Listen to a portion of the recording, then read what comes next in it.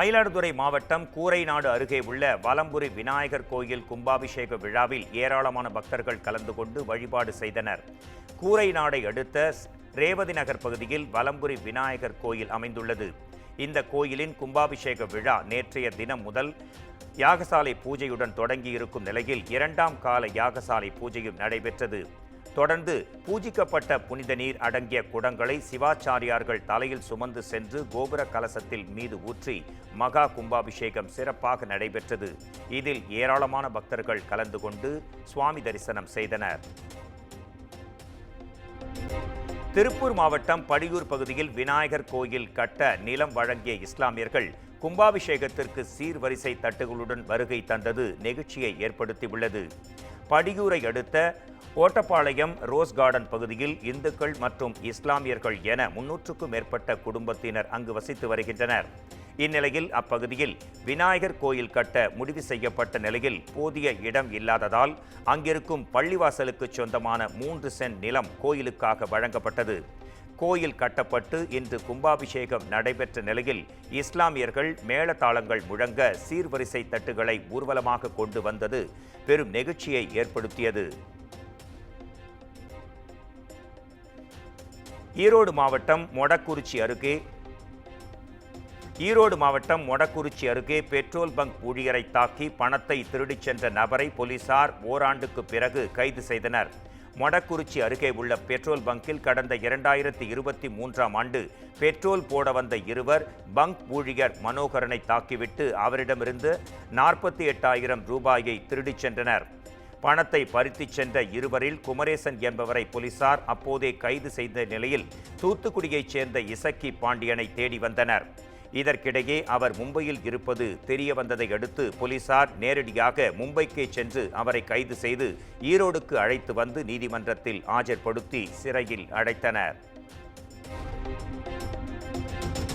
தேனி மாவட்டம் கம்பம் அருகே உள்ள சுருளி அருவியில் நீர்வரத்து சரியானதால் ஏராளமான சுற்றுலா பயணிகள் அங்கு ஆனந்தமாக குளித்து மகிழ்ந்தனர். கம்பம் அருகே உள்ள சுருளி அருவியின் நீர்பிடிப்பு பகுதிகளில் கடந்த சில நாட்களாக பொழிந்து வந்த தொடர் மழை காரணமாக வெள்ளப்பெருக்கு ஏற்பட்டதால் இதன் காரணமாக குளிக்க வனத்துறை சார்பில் தடையும் விதிக்கப்பட்டது. தற்போது நீர்வரத்து சீரானதை தொடர்ந்து மீண்டும் சுற்றுலா பயணிகள் அருவியில் குளிக்க அனுமதி வழங்கப்பட்டது. இந்நிலையில் விடுமுறை தினம் காரணமாக ஏராளமான சுற்றுலா பயணிகள் இங்கு வருகை தந்து ஆனந்தமாக குளித்து மகிழ்ந்தனர்.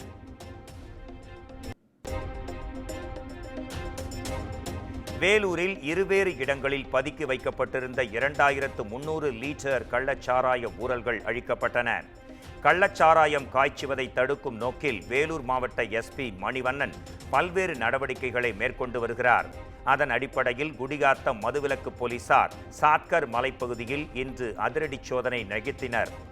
அங்கு சுமார் 1700 லீட்டர் கள்ளச்சாராய ஊறல்கள் மற்றும் 60 லீட்டர் கள்ளச்சாராயம் இருந்ததை கண்டுபிடித்து கீழே கொட்டி அழித்தனர். இதேபோல் அல்லேரி மலைப்பகுதிகளில் நடத்தப்பட்ட சோதனையில் 600 லீட்டர் கள்ளச்சாராய ஊறல்கள் அழிக்கப்பட்டன. தூத்துக்குடி மாவட்டம் வெளாத்திக்குளம் அருகே பழைய பொருட்களை ஏற்றிச் சென்ற ட்ரை சைக்கிள் மீது கார் மோதிய விபத்தில் 7 வயது சிறுவன் உட்பட 3 பேர் உயிரிழந்த சம்பவம் சோகத்தை ஏற்படுத்தியுள்ளது. ராமநாதபுரம் மாவட்டம் தங்கச்சிமடம் பகுதியைச் சேர்ந்த தங்கம்மாள் என்பவர் பழைய பிளாஸ்டிக் பொருட்களை சேகரித்து விற்பனை செய்து வந்தார்.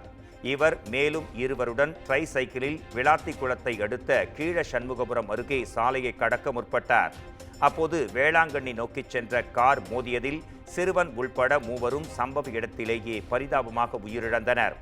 தகவல் அறிந்து வந்த சூரங்குடி போலீசார் உடல்களை மீட்டு பிரேத பரிசோதனைக்கு அனுப்பி வைத்து விசாரணையும் மேற்கொண்டு வருகின்றனர்.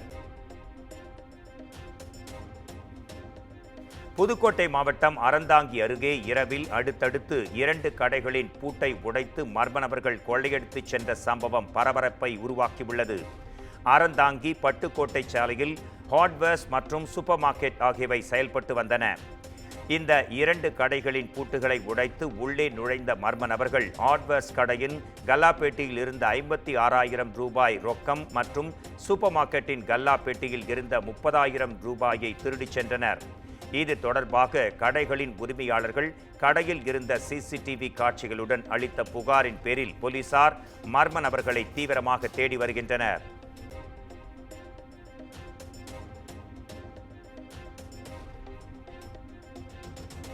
பெரம்பலூர் அருகே குடிநீர் வழங்கப்படாததை கண்டித்து பொதுமக்கள் சாலை மறியலில் ஈடுபட்டனர். பெரம்பலூர் மாவட்டம் அம்மாபாளையம் அருகே உள்ள வன்னிமலை 4வது வார்டில் 10 நாட்களுக்கும் மேலாக குடிநீர் வழங்கப்படவில்லை என கூறப்படுகிறது. இதனால் ஆத்திரமடைந்த பொதுமக்கள் காலி குடங்களுடன் பெரம்பலூர் துறையூர் சாலையில் மறியல் போராட்டத்தில் ஈடுபட்டனர். இதனால் அப்பகுதியில் கடும் போக்குவரத்து நெரிசல் ஏற்பட்ட நிலையில் வாகன ஓட்டிகளின் கோரிக்கையை ஏற்று அந்த போராட்டம் கைவிடப்பட்டது. அதே நேரம் குடிநீர் தட்டுப்பாட்டிற்கு தீர்வு காண மாவட்ட நிர்வாகம் நடவடிக்கை எடுக்க வேண்டும் என்றும் பொதுமக்கள் கோரிக்கை விடுத்தனர். சிவகங்கை அருகே சாலை பணிக்காக வீடுகள் இடிக்கப்பட்ட நிலையில் மாற்று இடத்தில் வீடு கட்டித் தர வேண்டும் என நரிக்குறவர் என மக்கள் கோரிக்கை விடுக்கின்றனர். சிவகங்கையில் 109 கோடி ரூபாய் மதிப்பீட்டில் சாலை அமைக்கும் பணிகள் நடைபெற்று வருகின்றன. இதற்காக பழமலை நகர் பகுதியில் இருக்கும் நரிக்குறவர் என மக்களின் 9 வீடுகள் இடிக்கப்பட்டன. தொடர்ந்து அவர்களுக்கு மாற்று இடத்தில் தற்கால வீடுகள் அமைத்து கொடுக்கப்பட்டன. ஆனால் அந்த வீடுகளில் மின்சாரம், குடிநீர் என எந்தவித அடிப்படை வசதியும் இல்லை என கூறப்படுகிறது. இதனால் கடும் சிரமத்திற்கு உள்ளாகியுள்ள நரிக்குறவர் என மக்கள் அரசு தங்களுக்கு வீடு கட்டி தர வேண்டும் என்றும், இல்லையெனில் ஆதார் மற்றும் ரேஷன் அட்டைகளை ஒப்படைத்துவிட்டு மீண்டும் நாடோடிகளாக செல்லும் நிலை ஏற்படும் என்றும் வேதனை தெரிவிக்கின்றனர். இருந்த வீட்டையும் உடச்சுக்கிட்டு இப்போ 2 மாதம் ஆகுது. ஒரு நடவடிக்கையும் எடுக்காமல் இப்படியே இருந்தோம்னா நாங்கள் மழை தண்ணியில் சீரழிஞ்சிக்கிட்டே இருக்கிறோம்ல. புள்ளங்குட்டி வாங்கி லைட்டு வெளிச்சமும் இல்லாமல் ஒன்றும் இல்லாமல் தகரம் போட்டு கொடுத்த தகரத்தில் இருந்து நாங்கள் அன்னாடு பிச்சை எடுத்து தின்னி பொழிச்சுக்கிட்டே வரோம். எங்களுக்கு கூடி சீக்கிரம் கட்டி கொடுக்குறது சொன்னது, கட்டி கொடுத்தா தானே இடத்த காப்பிச்சு கட்டி கொடுத்தா தானே நாங்களும் ஒண்டி வாழ்வோம். மும்முன் சுண்டு இடத்துல இருந்தோம் நாங்கள். திருச்சியில் 2 நாட்களுக்கு முன் பெரும்பிடுகு முத்தரையர் சதய விழா கொண்டாடப்பட்டது. இதில் பங்கேற்ற இளைஞர்கள் சிலர் நகரின் சாலைகளில் சேட்டையில் ஈடுபட்டு அளப்பறை செய்தனர். குறிப்பாக இளைஞர் ஒருவர் கொள்ளிடம் பாலத்தின் சாலையில் நடுவில் உள்ள மீடியனில் ஆபத்தான முறையில் இருசக்கர வாகனம் ஓட்டிச் சென்றார். அதேபோல் சிலர் பேருந்தை நிறுத்தி தண்டால் எடுப்பது, கூச்சலிட்டு கத்துவது போன்ற செயல்களிலும் ஈடுபட்டனர். இந்த வீடியோ வெளியாகியுள்ள நிலையில் காவல்துறையினர் நடவடிக்கை எடுக்க வேண்டும் என்று சமூக ஆர்வலர்கள் கோரிக்கை விடுத்துள்ளனர்.